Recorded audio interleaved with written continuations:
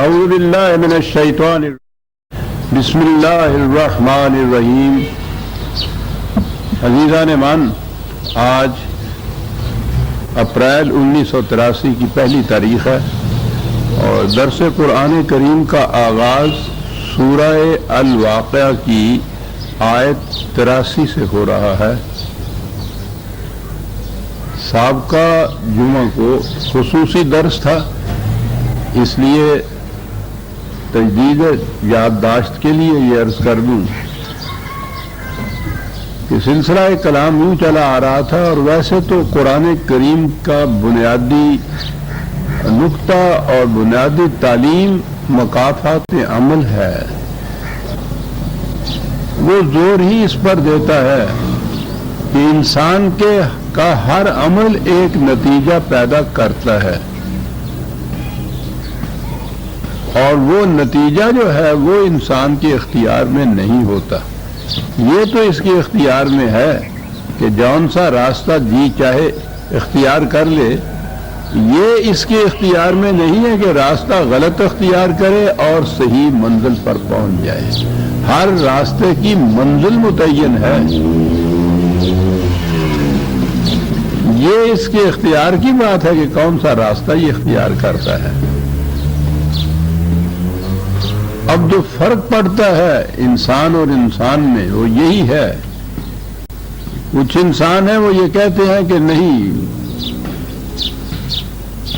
مکافات عمل کوئی شے نہیں ہے، انسان خود ہی اپنے لیے ایک راستہ تجویز کرے، خود ہی اپنے لیے منزل تجویز کرے، اور اس کے بعد کوئی غلطی ہو جائے اس کی تصحیح کرے۔ کوئی قوانین ایسے نہیں ہیں کہ جس سے یہ متعین طور پر حصول ہو، جیسے قرآن کہتا ہے کہ ظالم کی کھیتی پنپ نہیں سکتی۔ یہ ایک قانون ہے قرآن کی روح سے، یہ ایک اصول ہے، غیر متبدل ہے۔ تو ایک نقطہ نگاہ تو یہ ہے کہ اس چیز کے اوپر یہ یقین ہو کہ واقعی یہ قوانین خداوندی غیر متبدل ہیں، اور دوسرا یہ ہے کہ نہیں، جو جی میں آئے کرتے جاؤ، اس کے لیے اگر تدبیر آپ کر لیتے ہیں، مختلف خدشات اور خطرات کے راستے بند کر لیتے ہیں، تو پھر راوی عیش لکھتا ہے، کوئی گرفت نہیں، کوئی مواخذہ نہیں، کوئی اور غلط نتیجہ نہیں۔ تو یہی ہے اصل میں بنیادی تعلیم جو ہے قرآن کی۔ اسی کے مطابق بات چلی آ رہی تھی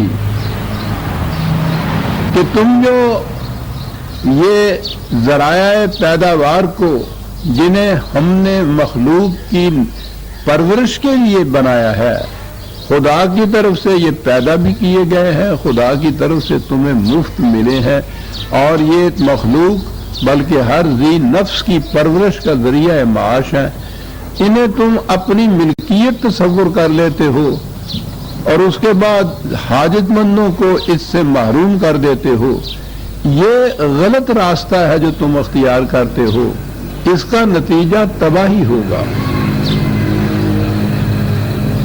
اور وہ اس کے بعد یہ کہتے ہیں کہ یہ کوئی ایسی چیز نہیں کہ کوئی خارج سے قوت ہے جو یہ کہتی ہے کہ اس کا نتیجہ تباہی ہوگا۔ اگر ہم تباہی آنے والے اسباب، ذرائع اور راستوں کو روک لیں اور وہاں انتظامات ایسے کر لیں کہ وہ نہ تباہی آئے، تو پھر کوئی تباہی نہیں آ سکتی۔ یعنی بات اتنی ہے کہ کیا یہ واقعی کوئی قوانین ہیں انسان کے اوپر کہ جس سے شر کا نتیجہ تباہی ہوتا ہے اور خیر کا نتیجہ بھلائی ہوتا ہے؟ ہے ایسے قوانین یا نہیں؟ یہ ہے ساری بحث جو چلی آ رہی ہے قرآن کی تعلیم کی۔ اسی سلسلے میں وہ یہ کہتا چلا آ رہا تھا کہ قوانین خداوندی کے مطابق زندگی بسر کرنے کا نتیجہ، جسے عام اصطلاح میں جنت کی خوشگواریاں کہا جاتا ہے، اس کی خلاف ورزی کرنے کا نتیجہ وہ تباہیاں کہ جنہیں جہنم کہہ کے پکارا جاتا ہے۔ یہ دونوں چیزیں چلی آ رہی تھی۔ قرآن کا انداز یہ ہے، اور یہی طریق ہو سکتا ہے کہ یہ جتنے بھی ایبسٹریکٹ قوانین یا اصول ہیں، محسوس نہیں ہیں، وہ انہیں دلائل سے تو سمجھاتا ہے، لیکن وہ اس سطح کے اوپر جہاں لوگ دلائل سے زیادہ محسوسات سے علم حاصل کرتے ہیں، محسوسات کے ذریعے سے اچھی طرح سے بات سمجھتے ہیں، تو وہ محسوسات کے ذریعے سے بھی سمجھاتا ہے۔ جیسا میں نے عرض کیا تھا کہ وہ عمل اور نتیجے کو سمجھانے کے لیے عام طور پر کھیتی کی مثال دیتا ہے، دانے کی، اور دانے میں سے جو فصل پیدا ہوتی ہے اس کی۔ تو یہ وہ چلا آ رہا ہے یہ کہتا ہوا، اور اس نے یہ بتانا ہے کہ تم خود اس کو جانتے ہو، دیکھتے ہو کہ ایسے قوانین ہیں کہ جن کے ہاتھوں تم مجبور ہوتے ہو، تم کسی طرح سے ان کو دور نہیں کر سکتے، ان کے نتائج کو، وہ آ کر رہتے ہیں۔ اب اس کے لیے وہ محسوس مثال دیتا ہے، اور محسوس مثال ایسی دیتا ہے کہ جس سے کسی کو نہ انکار کی مجال ہے نہ انحراف ہے۔ فلولا اذا بلغت الحلقوم وانتم حينئذ تنظرون ونحن اقرب الیہ منکم ولکن لا تبصرون فلولا ان کنتم غیر مدینین ترجعونها ان کنتم صادقین۔ کہتا ہے اگر تم اپنے اس دعوے میں سچے ہو کہ کوئی ایسے خارجی قوانین نہیں ہیں جن کے تابع زندگی بسر کرنے پہ ہم مجبور ہیں، تو کہا ذرا فرمائیے یہ کہ مریض جب آخری سانس لے رہا ہوتا ہے، جسے کہتے ہیں کہ جان اس کے حلق میں آ کر اٹک گئی ہوئی ہوتی ہے، اور اس وقت تم کبھی نہایت یاس اور نا امیدی سے مریض کی طرف دیکھتے ہو، کبھی ایک دوسرے کی طرف دیکھتے ہو، بس تمہارا کچھ نہیں چلتا، اس وقت ہمارا قانون تم سے زیادہ نزدیک ہوتا ہے اس مریض کے۔ اگر تم سمجھتے ہو کہ کوئی ایسا قانون نہیں ہے جس پہ تمہارا اختیار نہیں، تم ہی صاحب اختیار ہو، تو پھر تم اسے مرنے سے بچا کیوں نہیں لیا کرتے؟ یعنی ایک ایسی مثال ہے ہر جگہ جو وارد ہوتی ہے، ہر ایک کو اس کا تجربہ ہوتا ہے، ہر شخص اسے دیکھ سکتا ہے، اور وہ اپنی بے بسی کا اعتراف کرتا ہے۔ انتہائی کوشش اور محنت کی جاتی ہے اس مریض کو بچانے کے لیے، لیکن اس کے باوجود مریض بچتا نہیں ہے، موت آ جاتی ہے۔ کہا کہ یہ جو ایک قانون ہے کہ وہ موت آ جاتی ہے، اسے تم اپنی ہزار کوششوں، ہزار خواہشوں کے باوجود اسے ٹال نہیں سکتے، تو تمہاری بے بسی ہے نا اس میں۔ جو بھی وہ قوانین ہیں وہ اپنا نتیجہ برآمد کر رہے ہیں نا۔ تو اگر تم یہ کہتے ہو کہ نہیں، کوئی ایسا قانون خارجی نہیں ہے کہ جس پہ ہمیں اختیار نہ ہو، تو تم اسے پھر موت سے بچا کیوں نہیں لیتے؟ کہا یہ مثال ہم نے تمہیں دی ہے یہ سمجھانے کے لیے کہ ہمارے قوانین یہاں کار فرما ہیں، ان کے مطابق نتائج نکلتے ہیں۔ یہ محسوس دنیا کی مثال ہے، محسوس زندگی کی مثال ہے، اور اسی قسم کی مثال آپ سمجھ لیجئے کہ جسے آپ انسانیت کی دنیا کہتے ہیں، اخلاق کی دنیا کہتے ہیں، عدل و انصاف کی دنیا کہتے ہیں، وہاں بھی اسی قسم کے قوانین ہیں، اور اسی طرح سے ان کا نتیجہ نکلتا ہے۔ ظلم اور استبداد کا نتیجہ یقیناً تباہی اور بربادی ہے۔ اس وقت تم نہیں مانتے، لیکن جب وہ آتی ہے تباہی اور بربادی تو تم پھر اس وقت اسے روک نہیں سکتے۔ اتنی سی بات ہم یہ تمہیں کہتے ہیں کہ اس کے آنے سے پہلے اس کا اہتمام کر لو کہ وہ تباہی نہ آئے، اور وہ اسی طرح سے جیسا کہ بات اس نے یہ شروع کی تھی، فَسَبِّحْ بِاسْمِ رَبِّكَ الْعَظِيمِ۔ چھوٹے چھوٹے سے پیمانے کے اوپر تو تم اپنے گھر بار کا، بال بچوں کی ربوبیت کا، پرورش کا انتظام کرتے ہو۔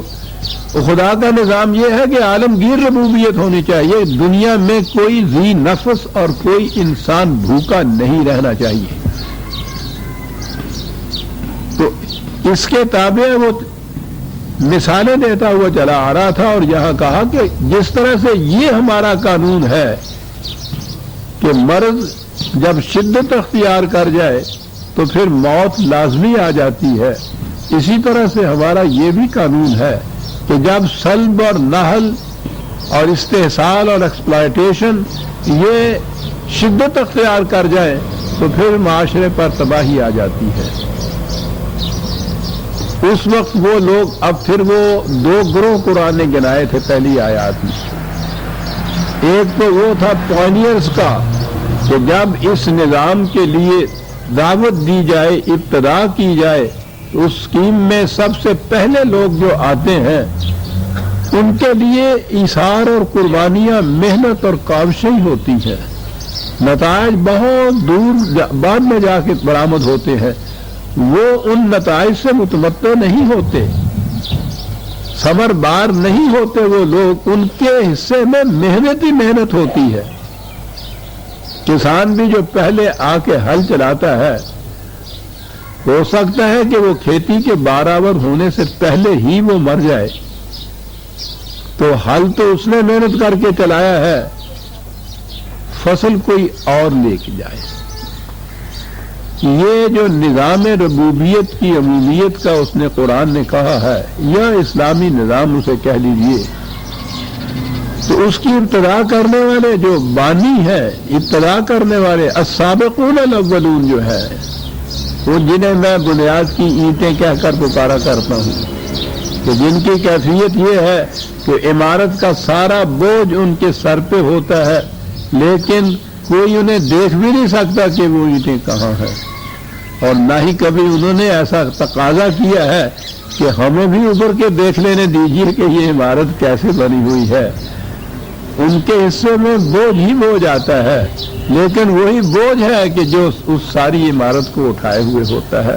اس لیے اس نے جو سابقون الاولون ان کو مقربین کہہ کے پکارا ہے کہ محنت اور مشقت ان کے حصے میں آتی ہے، اس کا پھل اور ثمر جو ہے بعد میں آنے والے اٹھاتے ہیں۔ تو پہلا درجہ جو ہے تو مقربین کا ہے۔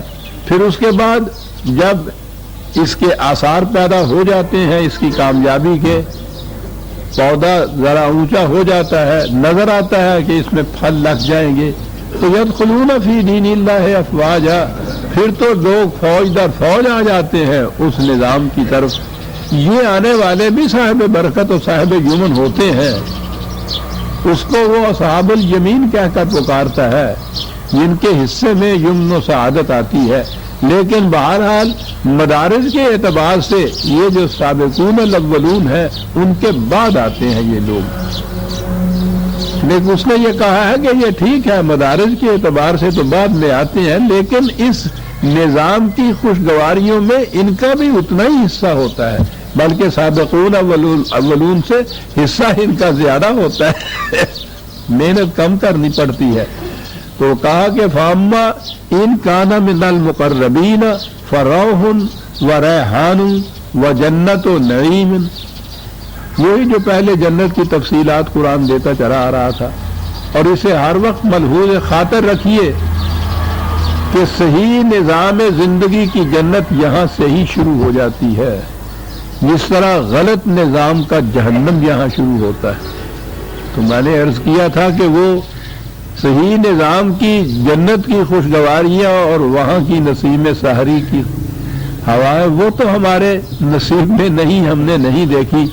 جہنم کے لپٹ اور شعلے تو ہمیں پتہ ہے نا کیسے ہوتے ہیں۔ غلط نظام کے اندر رہنے سے زندگی کس قدر ضیق میں گزرتی ہے، اجیرن ہوتی ہے، اس کا تو ہمیں علم ہے نا۔ تو قرآن یہ کہتا ہے کہ اس جہنم کو تم جنت میں بدل سکتے ہو۔ السابقون الاولون پہلے ہیں جو محنت ہی محنت کریں گے، پھر بعد میں آنے والے اس سے ثمربار ہوں گے۔ فسلام لک من اصحاب الیمین، دونوں کے لیے سلامتی ہے، دونوں کے لیے برکات ہے۔ وَأَمَّا إِنْ كَانَ مِنَ الْمُكَذِّبِينَ الضَّالِّينَ فَنُزُلٌ مِّنْ حَمِيمٍ وَتَصْلِيَةُ جَحِيمٍ، اس کے برعکس وہ لوگ جنہیں ہم کہتے رہے کہ اس کا نتیجہ تباہی ہے، وہ کہتے رہے کہ تم جھوٹ کہتے ہو، ایسا نہیں ہو سکتا، ہم نے پورے انتظامات کر رکھے ہیں کہ تباہی نہ آنے پائے۔ قرآن نے کہا ہے کہ وہ تو وہاں ان مقامات سے آیا کرتی ہے من حیث لا تشعرون، جو تمہارے وہم و گمان میں بھی نہیں ہوتے، وہ ان راستوں سے تباہی آیا کرتی ہے۔ لیکن بہرحال وہ تباہی آتی ہے تو اس کے لیے اس نے یہ کہا، وہی مثال کے طور پر کبھی کھولتا ہوا پانی کہا جو کھیتی کو تباہ کر دیتا ہے، کبھی یخ بستہ کہا وہ بھی جلا کے رکھ دیتا ہے وہ کھیتی کو۔ افراط و تفریط ہوتی ہے اس میں۔ یاد رکھیے قرآن نے یہ کہا ہے کہ غربت اور افلاس سے بھی ایک تباہی آتی ہے، اور اس کے برعکس افراط زر سے بھی ایک تباہی آیا کرتی ہے۔ ایک طبقے کے پاس ضرورت سے کہیں زیادہ دولت جمع ہو جاتی ہے، وہ بھی تباہی کا موجب ہوتی ہے۔ دوسرا طبقہ نان شبینہ سے محتاج ہو جاتا ہے، یہ بھی تباہی کا موجب ہوتا ہے۔ تو ان چیزوں کو بھی وہ مثال دے کر سمجھاتا ہے، اور مثال جتنے دو ایکسٹریم ہیں جس کی مثال وہ دیتا ہے، اور یہ تو ایک کسان بتا سکتا ہے نا کہ کھیتی جو جھلستی ہے، کھیتی کے لیے پہلی چیز تو یہ ہے کہ پانی کی ضرورت لا ينفق ہے، اس کے بغیر تو کھیتی پنپ نہیں سکتی۔ لیکن پانی اعتدال پہ ہونا چاہیے، اس کا ٹیمپریچر ایک خاص اعتدال پہ ہونا چاہیے۔ اگر وہ گرم پانی ہے جس میں جوش آ رہا ہے حرارت سے، وہ بھی جلا دیتا ہے، اگر وہ یخ بستا ہے وہ بھی کھیتی کو جلا دیتا ہے۔ تو اس نے کہا یہ ہے کہ یہ جہنم کے متعلق یا جہنم کے متعلق جہاں جہاں قرآن میں آتا ہے وہ اس قسم کی مثالیں ہیں جو وہ دیتا ہے۔ وہ سچ مچ کا پانی نہیں اڈھیلا جاتا، بلکہ یہ مثال دے کے سمجھایا جاتا ہے کہ یہ کھیتی پھر برومند نہیں ہو سکتی جس کی کیفیت یہ ہو۔ پانی تو ملے لیکن اس انداز کا ملے کہ کہیں تو وہ حرارت سے گرم جوش ہو اور کہیں وہ یخ بستہ ہو، دونوں ہی جلا دیا کرتے ہیں۔ یہ افراط اور تفریط طبقاتی جو ہے معاشرے کے اندر، یہ اس کو جہنم بنا دیتی ہے، اور جہنم بناتی ہے۔ یہاں لفظ آیا ہے جہیم کا۔ جہنم کا تو میں نے کہا تھا نا کہ وادی جہنم ہے، وہ فلسطین کے قریب ایک وادی تھی جس میں ایک بہت بڑا بتکدہ تھا، اور اس کے سامنے انسانوں کی قربانی دی جاتی تھی اور ان کو پھر جلایا جاتا تھا، اس لیے اس کو جہنم کہتے تھے۔ یعنی وہ مقام جہاں انسانیت کو جلایا جائے اور ذبح کیا جائے، جہاں انسانیت ذبح ہوتی ہو وہ جہنم ہے۔ اور جہنم میں نے کہا تھا کہ جہاں بھی کسی قوم کی کسی کی ارتقائی رفتار رک جائے، جامد ہو جائے، منجمد ہو جائے، ایک مقام پہ رک جائے، ٹھہر جائے، آگے نہ بڑھ سکے، اسے جہیم کہا جاتا ہے۔ زندگی جوئے روان است و رواں خواہد بود، زندگی تو نام ہے اس ندی کے چلتے رہنے کا، اسے چلتی رہے گی تو یہ ندی کہلائے گی، رک جائے گی تو یہ جوہر بن جائے گی، اور زیادہ عرصہ رکے رہے گی تو اس میں بسان اور سرام پیدا ہو جائے گی۔ یہ جو زندگی کا رک جانا ہے کسی مقام کے اوپر، یہ ہے جسے جہیم کہا جاتا ہے۔ جہنم کا یہ دوسرا نام کہہ لیجئے۔ اصل میں تباہی وہ قوم ہوتی ہے جو اس زندگی کے مساف اور راستے میں کسی مقام پہ کھڑی ہو جائے، رک جائے، رک جانے کے بعد پھر وہ اس رک جانے کو بہت مقدس بنا لیتی ہے۔ اسلاف کی پیروی جو ہے، جو چلا آ رہا ہے ہمارے ہاں سے مسلک، ہم اسی کے پیرو رہیں گے، کھڑے ہو کے ہم سوچیں گے بھی نہیں کہ وہ صحیح ہے یا غلط ہے، قرآن کے مطابق ہے یا نہیں، ہمیں اس کی ضرورت نہیں ہے۔ اب یہ رک گئے، بڑے فخر سے تقلید کہا جاتا ہے اس کو، اور تقلید قلادہ تو اس رسی کو کہتے ہیں جو مویشی کے گلے میں باندھ دی جاتی ہے کہ چل نہ سکے وہ۔ ایسی قومیں چلتی نہیں ہیں، مسافر زندگی میں 1000 برس جہاں پہلے آپ کی یہاں قوم کھڑی تھی وہاں کھڑی، دنیا کہیں سے کہیں چلی جاتی ہے اور وہ اسی مقام کے اوپر کھڑے ہوتے ہیں۔ یہ جہنم ہے۔ تو کہا کہ یہ ہے وہ قوم کہ جو ایک مقام پہ رک جاتی ہے، آگے نہیں بڑھتی، اور پھر وہاں انسانیت جل جاتی ہے اس کی۔ کیا آگے الفاظ ہیں کہ یہ باتیں تو ہم مثال کے تمثیلی انداز سے سمجھا رہے ہیں، لیکن یاد رکھیے انا ھذا لہو الحق الیقین، یہ محض مثالی جی مثالیں نہیں ہیں جو ہم دے رہے ہیں، تشبیہات اور استعارات نہیں ہے، یہ ایک یقینی ریئلٹی ہے جو ہم بیان کر رہے ہیں، یہ اسلوب بیان ہے جو ہم مثالوں کے ذریعے تمہیں بات سمجھاتے ہیں جملا رہے ہیں، لیکن یاد رکھو یہ ایک یقینی حقیقت ہے۔ الحق بھی یقینی چیز ہوتا ہے، اپنے مقام پہ اٹل ہوتا ہے، اس میں اور شدت پیدا کرنے کے لیے حق الیقین ساتھ اس کے کہا ہے کہ یہ ایک یقینی ریئلٹی ہے جو ہو کر رہے گی، یہ نتائج مرتب ہو کر رہیں گے، اسے یاد رکھو، یہ محض مثالیں نہیں ہیں۔ جب یہ بات ہے پھر دیکھیے بات کہاں سے شروع کی تھی، وہی فسبح باسم ربک العظیم، وہ 74 آیت اسی صورت کی جو تھی وہاں تھی نا، کہ تمہیں پھر یہ چاہیے کہ چھوٹے چھوٹے دائروں کے اندر یہ پرورش کا جو سامان تم کرتے ہو اپنے بچوں کے لیے، عالمگیر انسانیت کے لیے یہ سب کچھ کرو، وہاں سے بات چلی تھی۔ اور سورت کی آخری آیت یہ سب کچھ بیان کرنے کے بعد کہا فسبح باسم ربک العظیم، وہی کہ یہ ہے کرنے کی بات، فسبح باسم ربک العظیم۔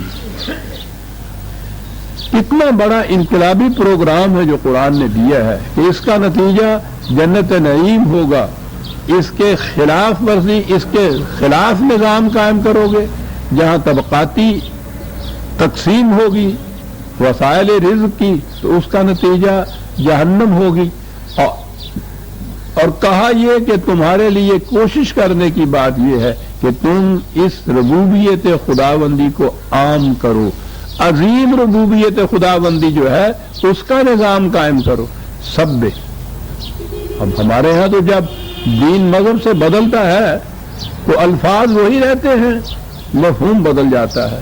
سبے کے معنی ہو گئے تسبیح کرو، یہ سارا کچھ کہنے کے بعد اتنا بڑا پروگرام، اتنی بڑی جدوجہد جو ہے جس کے لیے کہا ہے کہ جانفشانیاں اور کاوشیں اور کوششوں کی ضرورت ہے، جانے دینے کی ضرورت ہے، میدان بدر اور حنین کی ضرورت ہے، رسول اللہ صلی اللہ علیہ وسلم کی جنگ احد میں خود زخم کھانے کی ضرورت ہے، یہ سارا پروگرام ایک طرف، اور اسی سبے کا ترجمہ کہ تسبیح کیا کرو تم اپنے رب کی۔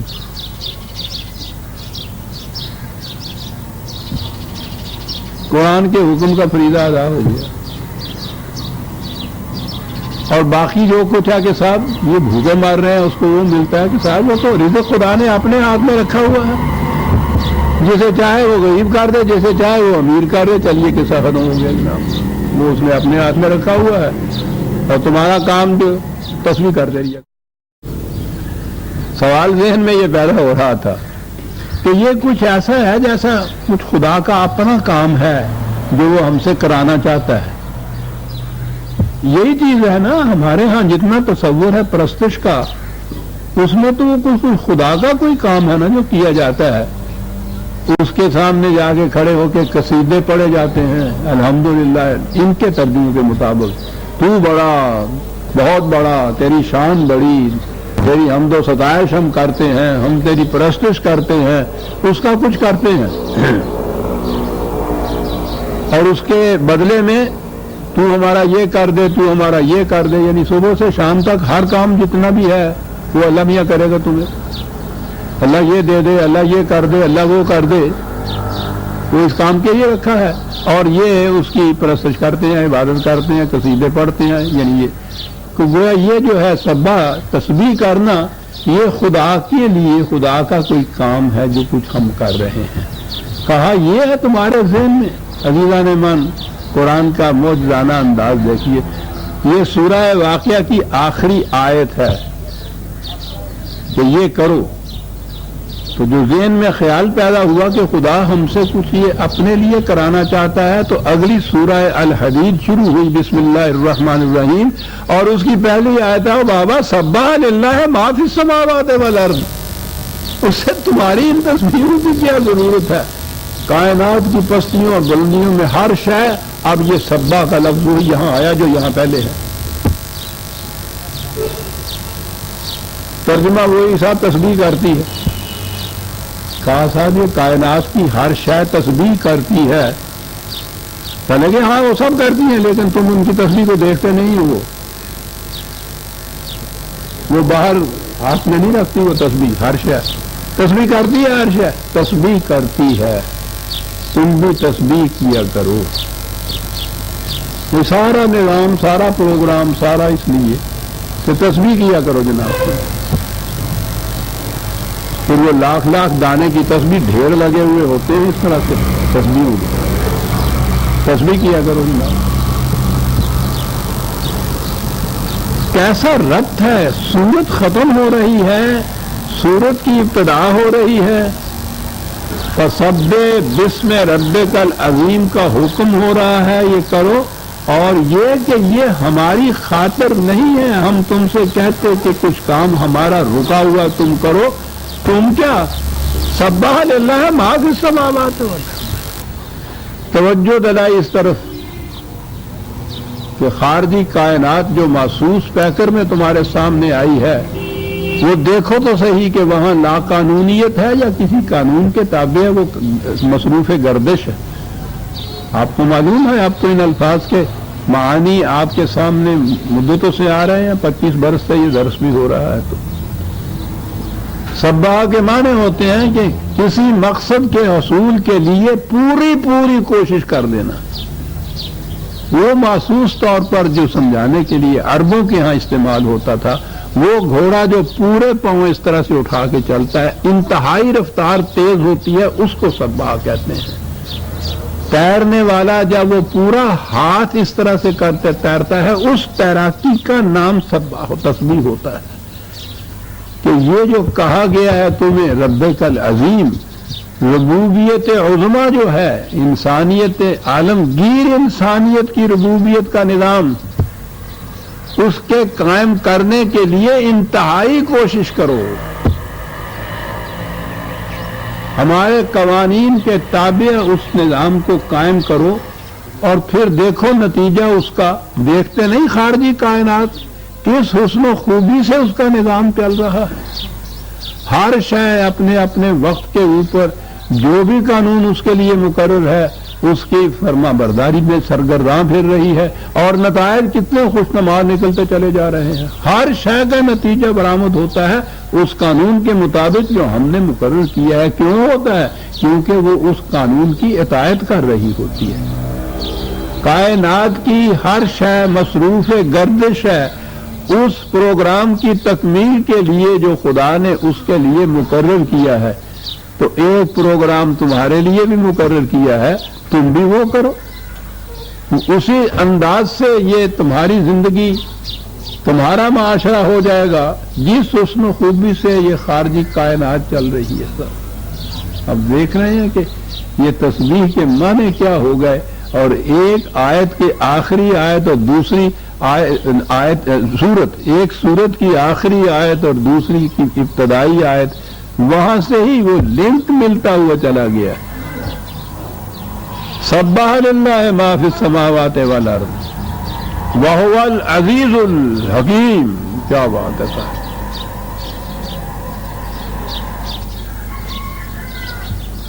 قانون کی اطاعت کے لیے قوت کی ضرورت ہوتی ہے. یہ جو سارا کچھ اس طرح سے چل رہا ہے اس کے پیچھے قوت نافذہ ہے خدا کی کہ جو اس طرح سے چلا رہی ہے. اور ہم تو زمین اور یہ سورج کو دیکھ کے ہی محو حیرت رہ جاتے ہیں کہ زمین اتنا بڑا کرہ، سورج اس سے 13 لاکھ گنا بڑا. وہ ماہر فلکیات سے پوچھئے، وہ کہتے ہیں کہ کائنات کے ریگستان میں یہ تو ذروں سے بھی کم ہے. لوگ اس کائنات میں جنہیں تم یہ کرے کہہ رہے ہو، وہ سوال ہی نہیں کہ ان کا کوئی شمار کر سکے، کوئی ہیتائی تصور میں بھی لا سکے کہ وہ کیا ہے. یہ جسے تم کہکشاں کہہ کے پکارتے ہو، یہ تو میں نے بتایا تھا نا کہ یہ شاعری ہے. اس کا اور کیا نام رکھتے ہمارے یہاں کے شاعر؟ کہکشاں. ریت کے اوپر سے گھاس کا ایک گٹھا کھینچ کے لے جائیے، جو نشان پیچھے بنتا ہے نا، انہوں نے کہا یہ اس قسم کا نشان ہے.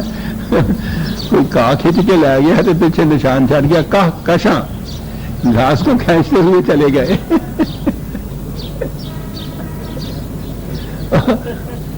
ہم تو یہیں تک پہنچ سکتے تھے، شاعری ہے کہکشاں۔ ان سے پوچھئے جیم جین سے، مسٹیریس یونیورس ہی کم از کم اس کی ایک ابتدائی کتاب ہے، وہی پڑھ لیجئے۔ پوچھئے نہیں دانتوں میں انگلی اٹھائے آسمان کی طرف وہ دیکھ رہا ہے وہ شخص ہے۔ کہتا ہے نظم کائنات کی کیفیت یہ ہے کہ میں تمہیں سمجھانے کے لیے جب انگلی اٹھاتا ہوں تو کہکشاں کے ستارے تک اس کی حرکت پہنچتی ہے۔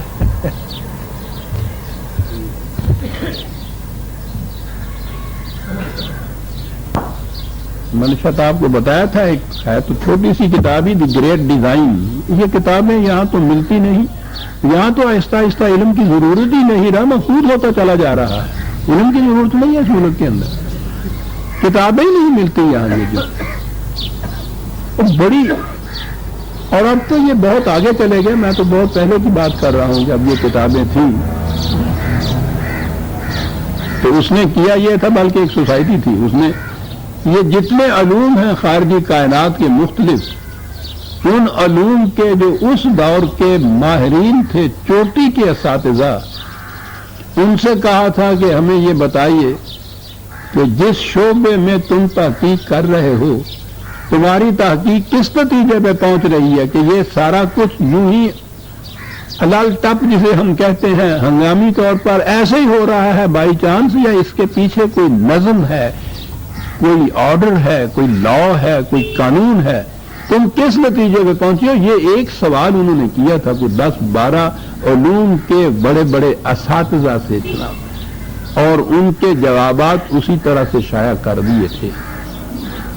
ان میں سے ہر ایک کا جواب یہ تھا کہ ہماری تحقیق جس نتیجے پہ ہم پہنچاتی ہے، ہم دیکھ رہے ہیں کہ اس قدر نظم و ضبط ہے، کوئی قوت اس انداز سے اس کو اپنے کنٹرول میں لیے ہوئے ہے کہ ہم محو حیرت رہ جاتے ہیں۔ کس نے یہ کہا تھا؟ جیز نے تو وہ کہکشاں یا ان کرنوں کے متعلق یہ بات کہی تھی۔ ایک بوٹنسٹ تھا، یہ درختوں کا سبزیوں کا ماہر جو تھا، اس نے ایک گرین لیف اس کا ہیڈنگ تھا جی، اس کے ٹاپک، اس کے مقالے کا، وہ کہتا تھا کہ یہ سبز پتا اس کی دھاریوں کے اندر جو کچھ ناچ رہا ہے، میں ساری عمر اس پہ تحقیق کرتا تھک گیا ہوں، انتہا نہیں ہو رہی صاحب، ایک سبز پتے کے اندر کیا ہو رہا ہے۔ سبح للہ ما فی السماوات والارض، یہ کیوں ہو رہا ہے؟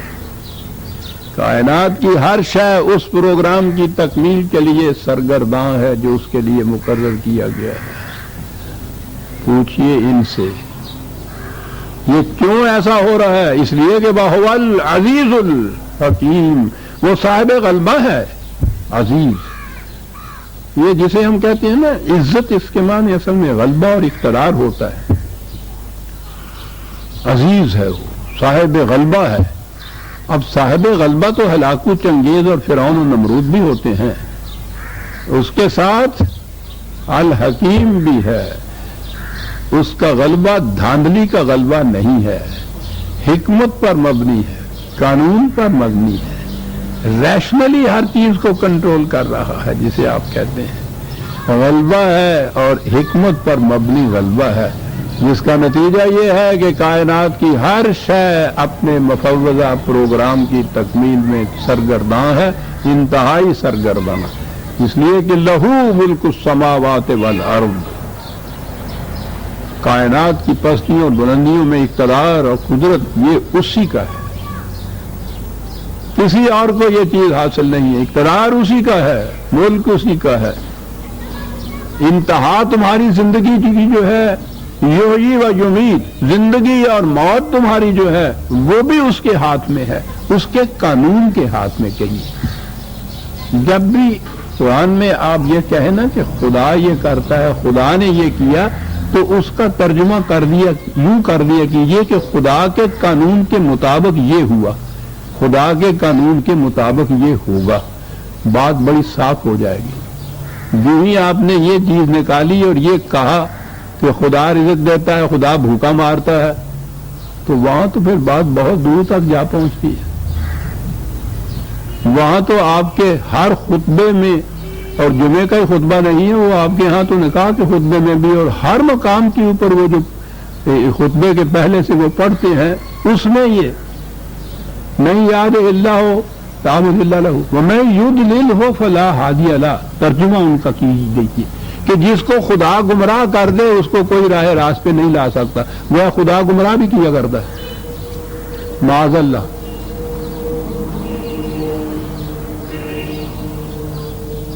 سوچئے کہاں بات جا پہنچی، اور یہ نہیں ہے کہ یہ کوئی گمشدہ اور آنکھ ہیں، میں نے عرض کیا کہ یہ وہ ہے کہ جو اتفاق اندازہ لائیے ہر خطبے میں، حتیٰ کہ نکاح تک کے خطبے کے اندر بھی جو دہراتے ہیں یہ الفاظ دہرائے جاتے ہیں، کوئی کھڑا ہو کے سوچتا نہیں ہے کہ ہم اس کا کیا ترجمہ کر رہے ہیں۔ جسے خدا گمراہ کر دے اسے کوئی راہ راست پہ نہیں لا سکتا، وہ ٹھیک بات ہے۔ پھر اگلی آدمی ہے کہ پھر ہم اس کو جہنم میں جھونک دیتے ہیں، آپ ہی گمراہ کر دیتا ہے، پھر انہیں جہنم کی بھی شکل اوتھے کی پرواہ ہے راگم، اوتھے بے پرواہیاں،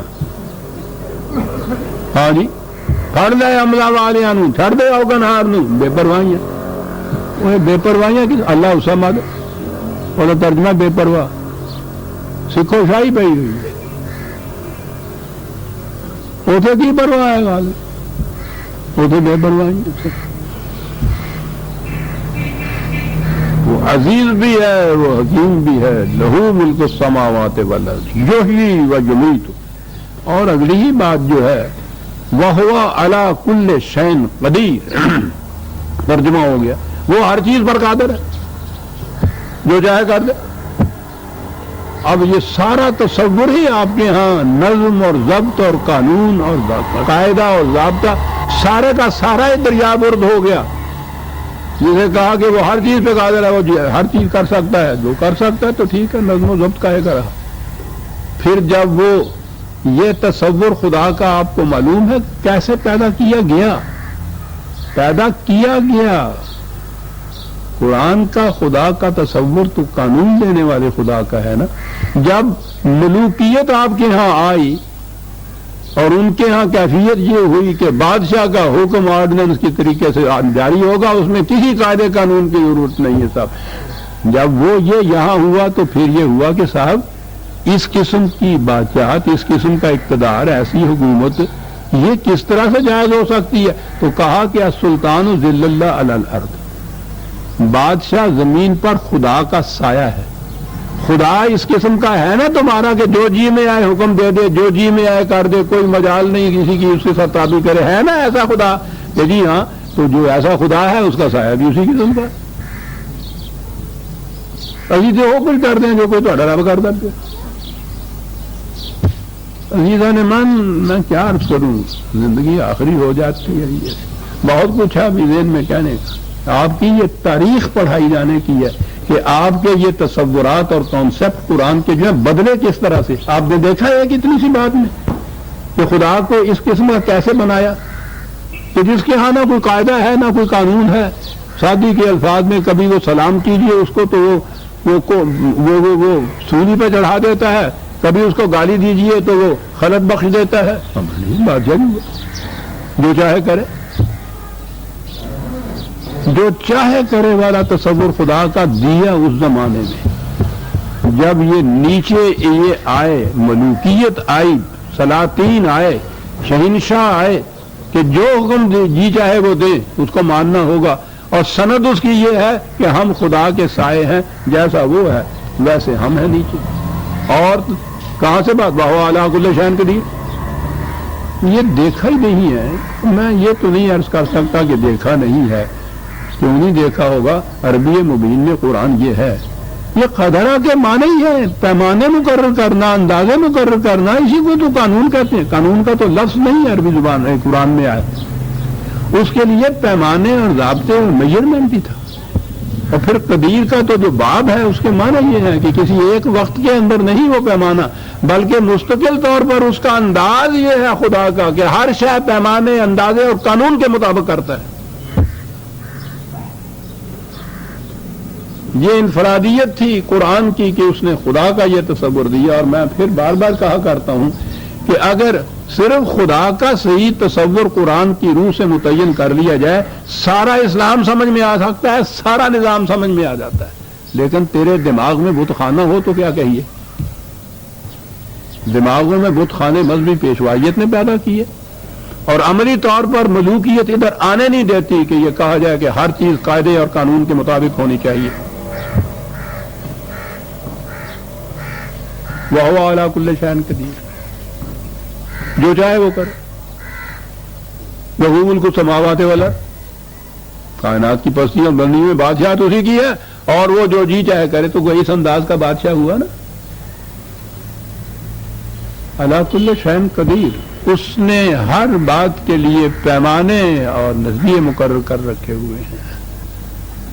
اور قدیر کا تو باب بتا رہا ہے کہ یہ مسلسل تفعیل کے وزن کے اوپر ہے، ایسا ہوتا چلا آ رہا ہے، ایسا ہوتا چلا جائے گا۔ اور یہ ہے وہ قوانین جن کے اتباع میں سرگرم عمل ہے کائنات کی ہر شے۔ کہا جب خارجی کائنات میں اس کے قوانین یوں عمل پیرا ہیں تو تم اپنی انسانی دنیا کے اندر یہ کیوں نہیں کرتے؟ فرق صرف یہی ہے کہ انہیں ہم نے مجبور پیدا کیا ہے، ان کے اپنے اختیار میں نہیں ہے کہ وہ اس قانون کے مطابق چلیں یا اس کی خلاف ورزی کریں۔ انسانی زندگی میں ہم نے تمہیں صاحب اختیار کیا ہے کہ چاہے اس کے مطابق چلو چاہے اس کے خلاف چلو۔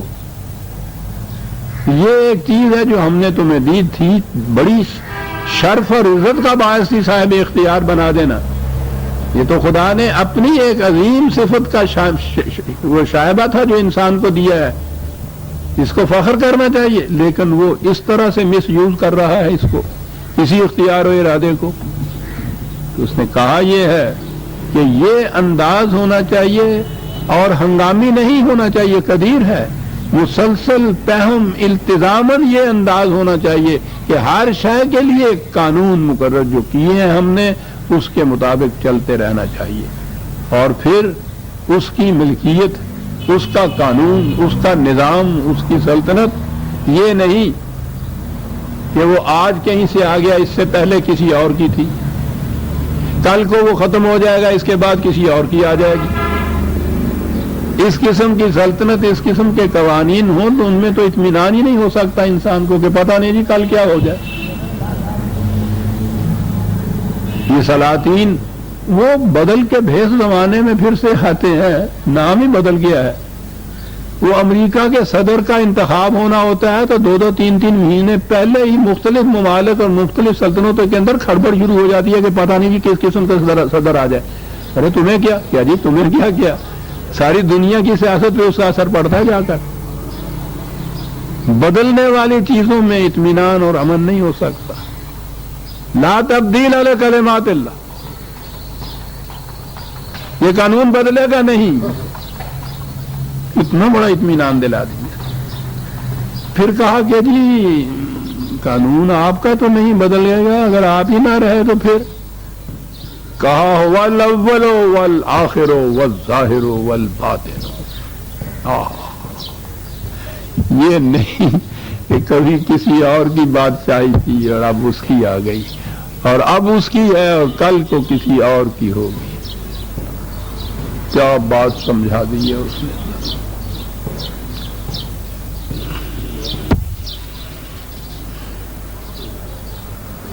پھر یہ بھی نہیں ہے کہ صاحب یہ ظاہرہ جو کچھ دیکھا جاتا ہے اس کے اوپر تو مری کائنات جو ہے، محسوس دنیا جو ہے، اس کے اندر تو یہ اس کی کار فرمائی، اس کے قانون کی یا غلبہ ہے، لیکن یہ وہ دنیا جو نظر نہیں آتی، یہ اخلاق کی دنیا کی مشکل یہی ہے کہ نظر نہیں آتی۔ جھوٹ بولتا ہے آدمی تو اس کی زبان کالی نہیں ہوتی، وہ تو بچے کو ہم یوں ہی ڈرا دیتے ہیں۔ یہ ظاہر نہیں ہے، یہ ہوتا تو پھر تو بات ہی کچھ اور ہوتی، پھر یہ انسان کا اختیار کچھ معنی نہ رکھتا، پھر تو مجبوراً یہ سچ بولتا نا، نہیں تو دنیا دیکھنے کی زبان کالی ہو گئی، ہوتی ہے وہ کالی، یوں نظر نہیں آتی، رنگ نہیں بدلتا اس کا، کچھ اور بدلتا ہے۔ یہ جو کچھ ظاہر ہو جاتا ہے قانون کی مطابقت یا خلاف ورزی سے، کہتا ہے یہ بھی تمہارے سامنے ہے۔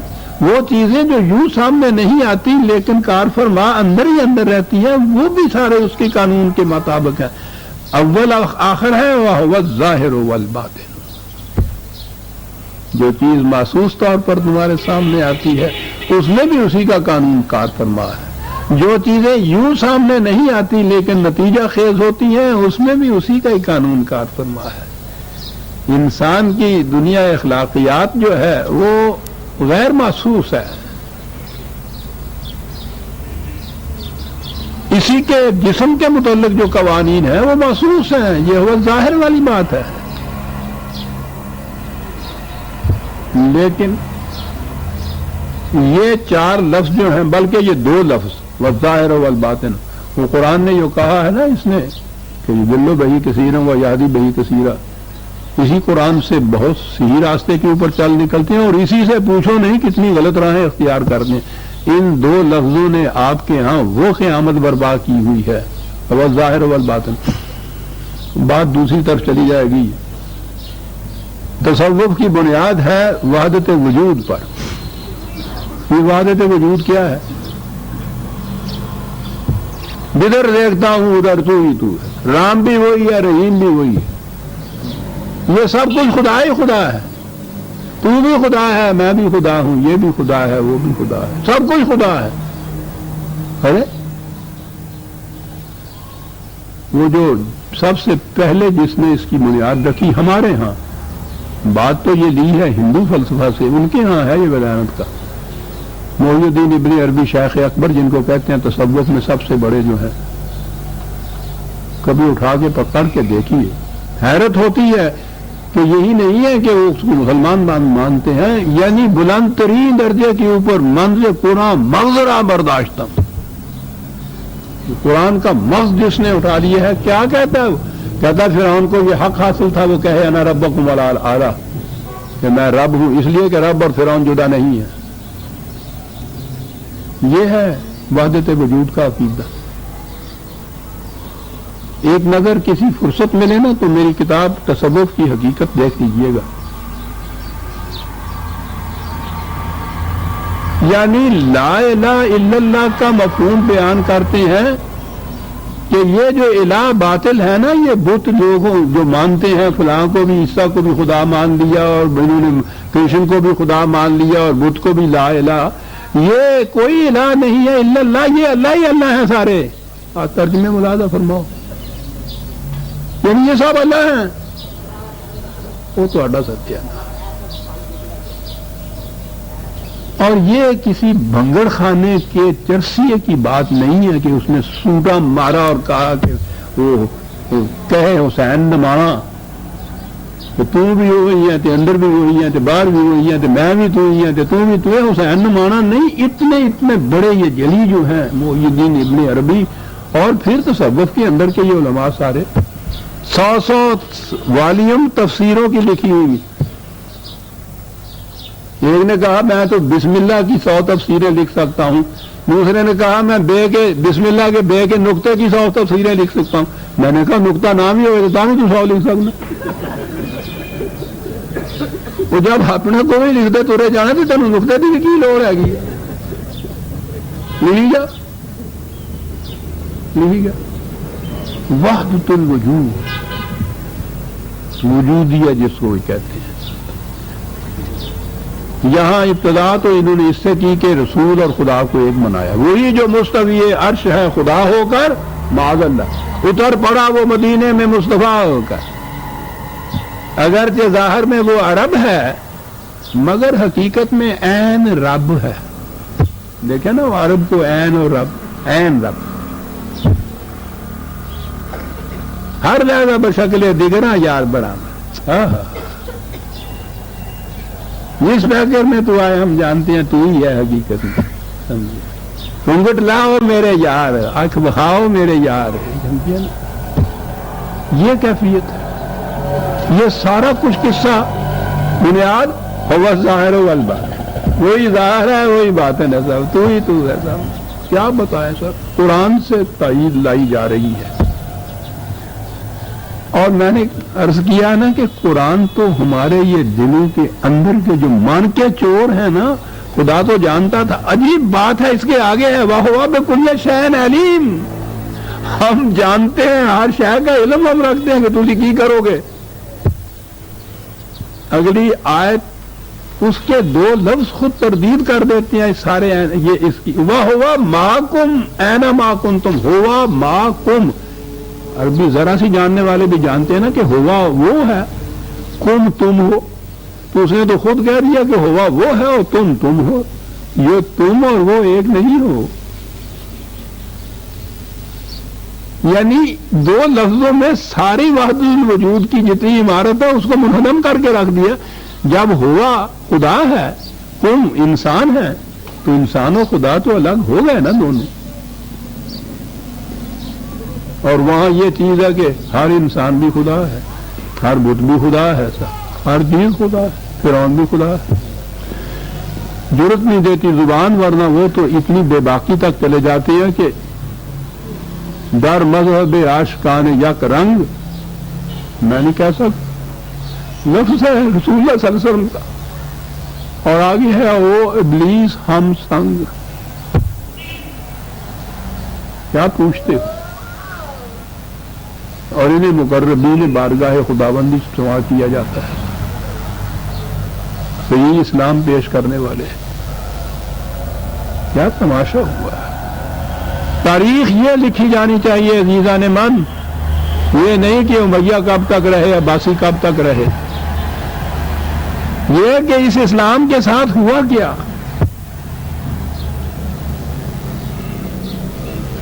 وَهُوَ بِكُلِّ شَيْءٍ عَلِيمٌ هُوَ الَّذِي خَلَقَ السَّمَاوَاتِ وَالْأَرْضَ فِي سِتَّةِ أَيَّامٍ. اس نے دیکھیے کس طرح سے وہ اس باطل عقیدے کی ساتھ کے ساتھ تردید کرتا ہے. هُوَ الَّذِي خَلَقَ السَّمَاوَاتِ، وہ ہے جس نے پیدا کیا ہے اس ساری سماوات و ارض کو. وہ تو خالق ہوا. تو یہ جو کچھ ہے یہ وہی کیسے ہو گیا. لیکن ان کا کیا کہنے، خود کوزا ہو، خود کوزا کرو، خود گلے کوزا. کہا وہ خالق بنایا، کہنے لگے کوئی بات نہیں، آپے مٹی، آپے چک، آپے کمیں آر. خود کوزا ہو، خود کوزا کرو، خود گلے کوزا، خود رندو سبو کش. پھر اس میں پیالہ بنا، پیالے میں خود ہی شراب پینے والا، خود برسر یہاں کوزا خریدار برآمد. آپ ہی پھر اس کا خریدار بن کے آیا، بے شکست و رواش توڑ کے تلیا گیا. کیا بات ہے، پوچھو نہیں. پھر جناب جو بجد میں آتے ہیں حضرت صاحب، خود کوزا ہو، خود کوزا کرو. یعنی اس نے جو کہا ہے وہ اللہ سے خلق السماوات، وہ تخلیق، وہ عمل تخلیق تو کریٹر ایک چاہیے کریشن کے لیے. وہ کریٹر تو الگ ہوگا نا اپنی کریٹڈ سے. میں نے کہا اگلے لفظوں میں یہ تو خدا علیم جو اس نے اپنے آپ کو کہا، وجد آ جاتا ہے یہ چیزیں دیکھ کے عزیزان من کہ زمانہ نزول قرآن میں یہ ابھی ہمارے ہاں عقائد نہیں تھے، یہ تو بہت بعد میں آئے ہیں. اس نے پہلے سے پیش بندی اس کی کر دی ہوئی. وہ علیم ہے، وہ جانتا تھا کہ کیا کرے گا یہ محی الدین ابن عربی. والذی خلق السماوات والارض. ظاہر ہے کہ جو خالق اور تخلیق تو دو الگ الگ ہوتے ہیں. لیکن میں نے کہا نا کہ یہ ساری شاعری ہے عزیزان من جو کچھ یہ لوگ پیش کرتے ہیں، حقائق نہیں ہے، لطائف ہے. خود کوزا خود کوزا کرو. خلق السماء فی ستۃ ایام، مختلف سٹیجز کے اندر اس کو پیدا کیا. ثم استوى علی العرش.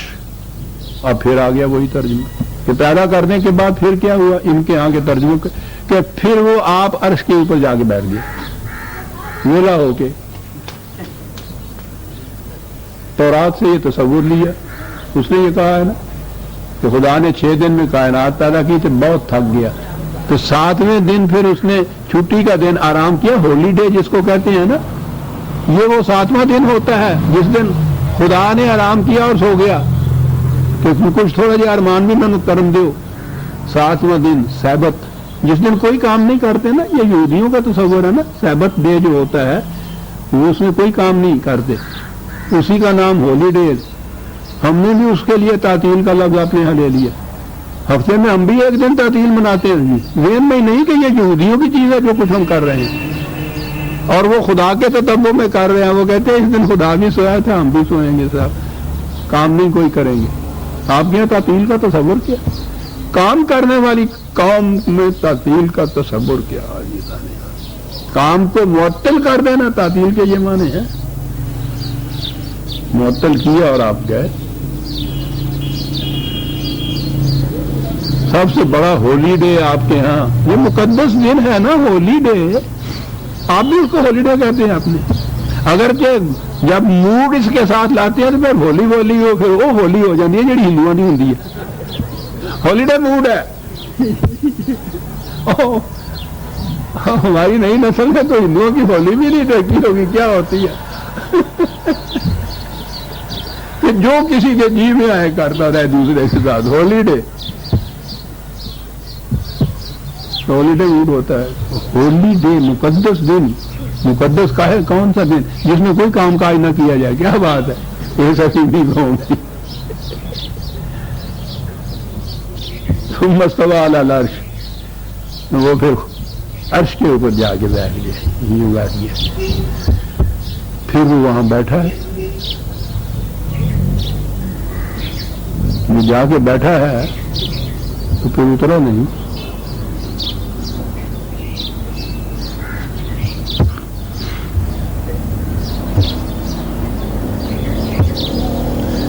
وقت ہو گیا لیکن 4 لفظ اس آیت کے مقاعد ہوں. یعلم ما یلج فی الارض وما یخرج منها وما ینزل من السماء وما یعرج فیها. نظام کائنات کی جزیات تک سے واقف اس کی نگاہوں کے سامنے ہے.